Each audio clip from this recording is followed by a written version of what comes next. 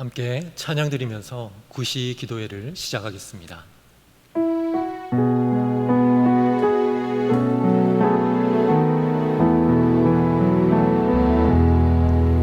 내 마음에 근심 있느냐 어둠 길로 행하느냐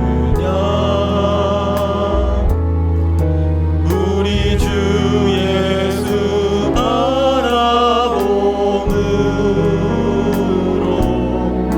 밝은 빛 찾아오리. 눈을 주님께 돌려 그 찬란한 얼굴 보라. 주님은 내 영광의 빛 앞에 세상 근심은 사라지네.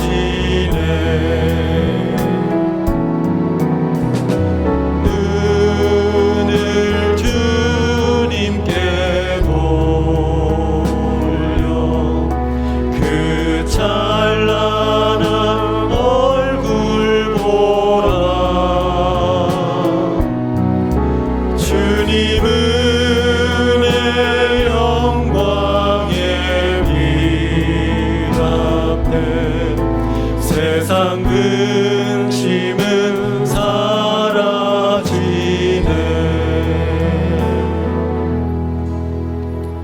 오늘 함께 은혜 나눌 말씀은 사무엘상 5장 1절과 7장 10절 말씀입니다. 함께 읽도록 하겠습니다. 블레셋 사람이 하나님의 궤를 빼앗아 가지고 에베네셀에서부터 아스돗에 이르니라. 사무엘이 번제를 드릴 때에 블레셋 사람이 이스라엘과 싸우려고 가까이 오매 그날에 여호와께서 블레셋 사람에게 큰 우레를 발하여 그들을 어지럽게 하시니 그들이 이스라엘 앞에 패한지라. 아멘. 세상에는 같은 이름을 가지고 있지만 다른 삶을 살아가는 사람들이 있습니다. 여러분, 유영철이라는 이름을 아십니까? 2003년부터 2004년까지 20명의 사람들을 살해했던 연쇄 살인마의 이름입니다. 이 이름을 네이버 인물 검색에서 검색해 보았습니다. 같은 이름을 가지고 있는데 대학병원 의사 겸 교수 그리고 기업의 CEO 등이 나왔습니다. 같은 이름을 가졌지만 너무나도 다른 삶을 살았고 그들의 삶에서 거두는 결과는 참 달랐습니다. 그 옛날 세상을 호령했던 헬라, 다니엘서에서도 언급되는 헬라라는 나라를 강대국으로 만들었던 알렉산더 대왕, 그에게 한 가지 일화가 있습니다. 알렉산더 대왕은 막강한 군대를 거느리고 있었습니다. 그의 군사들은 아주 뛰어난 군인들로 구성되어 있었고 전쟁을 할 때마다 연전연승을 거두었습니다. 그런데 이런 위용에 걸맞지 않게 참으로 나태하고 참으로 행실이 바르지 못한 병사 한 사람이 있었습니다. 그 병사는 아주 문제가 많은 사람이었기 때문에 다른 사람들에게 질책을 받기 일쑤였고 많은 사람들에게 욕을 먹었습니다. 그 병사를 욕하는 소리는 알렉산더 대왕의 귀에까지 들어갔습니다. 그 소리를 들은 알렉산더 대왕은 참을 수가 없었습니다. 왜냐하면 그 병사의 이름이 바로 알렉산더였기 때문입니다. 그 병사를 욕하는 소리를 들을 때 그는 마치 자기 이름과 존재가 모욕당하는 듯한 느낌을 받았습니다. 알렉산더는 그 병사가 있는 장막으로 직접 찾아가서 말했습니다. 병사, 자네는 두 가지 중에 한 가지를 선택해야 할 걸세. 자네의 이름을 바꾸겠는가? 아니면 자네의 행실을 고치겠는가? 이 병사는 알렉산더라는 아주 좋은 이름을 가졌지만 그 이름에 걸맞지 못한 다른 삶의 결과를 살아가고 있었습니다. 오늘 본문에 보면 같은 이름을 가진 두 지역이 나옵니다. 그 지역의 이름은 바로 에베네셀입니다. 에베네셀은 원어로 에벤이라는 단어와 에제르라는 단어가 합쳐져서 만들어진 이름으로 도움의 돌이라는 뜻을 가지고 있습니다. 아주 좋은 이름이죠. 하지만 같은 이름을 가진 에벤에셀에서 일어난 비슷한 사건의 결말은 전혀 다른 결과를 가지고 있습니다. 먼저 첫 번째 사건을 살펴보겠습니다. 이 사건은 사무엘상 4장에 기록이 되어 있습니다. 가나안 입성 이후로 늘 이스라엘 백성들을 침략하고 괴롭히던 블레셋 사람들이 엘리가 사사 겸 제사장으로 이스라엘을 지도하던 시절에 또 침략을 해왔습니다. 이스라엘 백성들은 앉아서 당할 수만은 없었기 때문에 전쟁에 나갔습니다. 그리고 블레셋 사람들을 대항하여 진을 쳤는데 그곳이 바로 에벤에셀이었습니다. 이곳은 다음 사건이 발생하는 지역의 이름인 에벤에셀과는 이름은 같지만 다른 장소입니다. 이스라엘 백성들은 블레셋 백성들과 첫 번째 전투를 치릅니다. 그런데 군사 4,000명이 죽고 패배하게 됩니다. 이스라엘 백성들은 이렇게 생각합니다. 불사, 우리가 언약궤를 가져오지 않아서 졌구나. 언약궤를 가져오면 우리가 반드시 승리할 거야. 그래서 실로에 있던 언약궤를 가지고 옵니다. 그리고 두 번째 전투를 치릅니다. 그런데 이게 웬일입니까? 이스라엘 백성들은 또다시 패하였습니다. 무려 3만 명의 군사가 죽게 되었고 하나님의 언약궤도 빼앗겨 버렸습니다. 이 전쟁의 여파는 제사장 엘리의 죽음으로까지 이어질 정도로 파장이 컸습니다. 여러분, 언약궤가 무엇입니까? 하나님의 임재의 상징입니다. 보호하심의 상징입니다. 언약궤의 다른 이름은 시은좌입니다. 이는 은혜를 베푸시는 보좌라는 뜻을 가지고 있습니다. 은혜의 상징이 바로 언약궤라는 것입니다. 이 언약궤가 전쟁터에 왔는데 졌습니다. 그리고 빼앗기기까지 했습니다. 언약궤는 왔지만 하나님께서는 그 자리에 함께 하시지 않았기 때문에 전쟁에서 졌던 것입니다. 이렇게 말해서 죄송하긴 하지만 하나님의 임재가 없는 언약궤는 사과 궤짝에 불과합니다. 그것과 다를 바가 없었습니다. 이제 두 번째 사건을 살펴보겠습니다. 빼앗긴 하나님의 언약궤는 하나님께서 스스로 능력을 베푸셔서 이스라엘로 돌아오게 하였습니다. 그 후 기럇 여아림이라는 곳에서 20년 동안을 있게 됩니다. 엘리 제사장이 죽은 이후 이제 사무엘이 사사 겸 제사장이 되었습니다. 이스라엘 백성을 지도하게 된 것이죠. 사사가 된 사무엘은 이스라엘의 영적인 상황을 아주 심각하게 바라보고 있었습니다. 이 영적인 상황 때문에 첫 번째 전쟁에서, 첫 번째 사건에서 하나님은 이스라엘 백성과 함께하지 않았음을 그는 알고 있었기 때문입니다. 사무엘은 이스라엘 백성들에게 이렇게 촉구합니다. 너희가 전심으로 여호와께 돌아오려거든 이방 신들과 아스타롯을 너희 중에서 제하고 너희 마음을 여호와께로 향하여 그만 섬기라. 이스라엘 백성은 하나님의 선택받은 백성입니다. 거룩한 백성이요 제사장 나라였습니다. 그런데 그들은 자신들의 주인이신 하나님만을 섬기지 않았습니다. 하나님을 섬기는 척하면서 가나안 백성들이 섬기던 이방 신들도 섬겼습니다. 한마디로 양다리를 걸치면서 저울질하는 삶을 살았다는 것이죠. 하나님을 향한 온전한 마음을 가지지 않은 백성들에게 하나님은 임재하지 않으셨습니다. 자신의 능력을 나타내지 않으셨던 것입니다. 이스라엘 백성들의 모습은 구별된 삶, 다른 삶이 아니라 이방 민족과 같은 삶, 구별되지 않은 삶이었습니다. 이스라엘 백성들은 자신들의 죄를 깨닫고 사무엘의 음성에 응답하며 반응합니다. 그리고 미스바에 모여서 회개 부흥 집회를 가집니다. 그런데 이때 블레셋이 다시 쳐들어옵니다. 사실 블레셋에게는 아주 좋은 기회였습니다. 왜냐하면 이스라엘 백성들은 전쟁을 치를 준비가 되어 있지 않았기 때문입니다. 이 위기의 순간에 사무엘은 하나님께 온전한 번제를 드립니다. 그리고 이스라엘을 위해 간절히 기도합니다.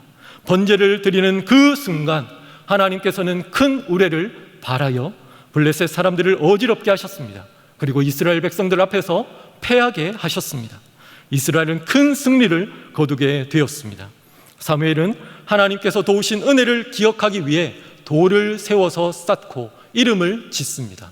에벤 에셀, 도움의 돌. 하나님이 여기까지 우리를 도우셨다. 여러분, 이스라엘 백성들은 같은 이름을 가진 지역에서 같은 블레셋 사람들과 같은 전쟁을 하였지만 다른 결과를 거두었습니다. 같은 이름이었지만 다른 결과가 나타난 것입니다. 이름 중요합니다. 하지만 이름이 진정으로 중요하지 않습니다. 정체성 중요합니다. 하지만 정체성이 진정으로 중요하지는 않습니다. 진정으로 중요한 것은 하나님께서 함께 하시는가의 여부입니다. 즉 임마누엘의 은혜가 임하고 있는지의 여부라는 것이지요. 사랑하는 여러분, 여러분의 삶에는, 지금 있는 그곳에는, 여러분이 걸어가는 걸음걸음에는 하나님께서 함께하고 계십니까? 임마누엘의 은혜가 흐르고 있습니까? 지금 우리는 코로나라는 상상하지 못했던 사태와 전쟁을 벌이고 있습니다. 코로나 재확산이 일어나고 있는 지금은 우리가 코로나에 이길 수 있을지 잘 모르겠습니다. 언제 끝날지, 예전처럼 마음 편하게 마스크를 벗고 생활할 수 있을지 가늠이 되지 않습니다. 하지만 진짜 중요한 것은 코로나가 아닙니다. 이스라엘 백성들에게 그 이름이, 하나님의 백성이라는 정체성이 그들을 보호해 주는 중요한 것이 아니었듯이 우리에게 지금 중요한 것도 코로나가 아닙니다. 우리에게 지금 이 순간 가장 중요한 것은 하나님께서 나와 함께 하시는가, 이 여부입니다. 여러분은 하나님이 함께 하시는 삶을 살고 있습니까? 코로나 사태가 길어지고 급기야 예배까지 다시 온라인으로 드려야 하는 형편이 되었습니다. 이때 가장 마음 아파하시는 분이 있습니다. 누구이실까요? 바로 하나님이십니다. 그런데 하나님 못지않게 마음 아파하시는 분이 있습니다. 우리 담임 목사님이십니다. 왜 그러실까요? 온라인 예배를 드리면서 영적으로 나태해지고 가라앉는 분들이 많이 있기 때문입니다. 심지어 온라인 예배를 드리지 않고 세상 사람과 다를 바 없이 살아가는 성도들이 많이 있기 때문에 그렇습니다. 지금은 위기의 순간이지만 하나님이 함께 하시는 은혜를 누리지 못하는 성도들이 많이 있기 때문에 담임 목사님의 마음은 참으로 무거우십니다. 그래서 삶의 전쟁, 영적 전쟁에서 패하고 넘어져 있는 성도들의 모습을 보고 생각하면서 담임 목사님께서는 기도하고 계십니다. 어떻게 하면 성도들을 예배의 현장, 은혜의 현장으로 다시금 불러올 수 있을까 생각하고 고민하고 계십니다. 여러분, 승리의 비결은 하나님께서 함께 하시는 은혜에 있습니다. 그 은혜는 물 묻은 휴지처럼 하나님께 딱 달라붙어 있을 때 부어지는 것입니다. 현장 예배를 드릴 수 없는 이 순간 여러분의 마음에는 하나님의 임재, 은혜에 대한 갈망이 얼마나 있으신가요? 그 은혜를 잊고 살아가는 자신과 주변 사람들에 대한 안타까운 마음이 여러분의 심령 가운데 있습니까? 우리에게 하나님의 임재와 은혜가 임하기 위해서는 세상 사람과 다를 바 없는 우리의 모습을 회개하고 하나님께 온전한 마음을 드리는 예배자로 서야 할 것입니다. 여러분, 우리가 이런 사람이 되기 위해서 이 시간 함께 기도하지 않으시겠습니까? 기도 제목을 함께 읽은 후에 간절히 기도하겠습니다. 하나님, 제가 하나님의 백성이라는 이름에만 만족하며 살지 않게 하시고 하나님께서 함께 하시는 그 은혜를 간절히 구하며 살아가게 하옵소서.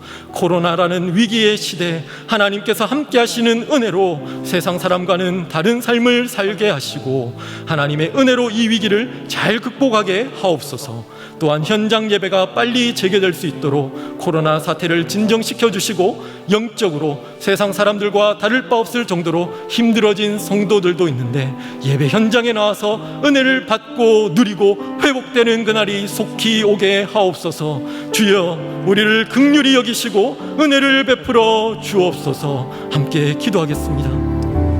하나님 아버지, 코로나라는 참으로 위기의 시대, 전쟁과도 같은 치열한 시대에 우리가 살아가고 있습니다. 하나님, 언제 끝날지 앞이 보이지 않습니다.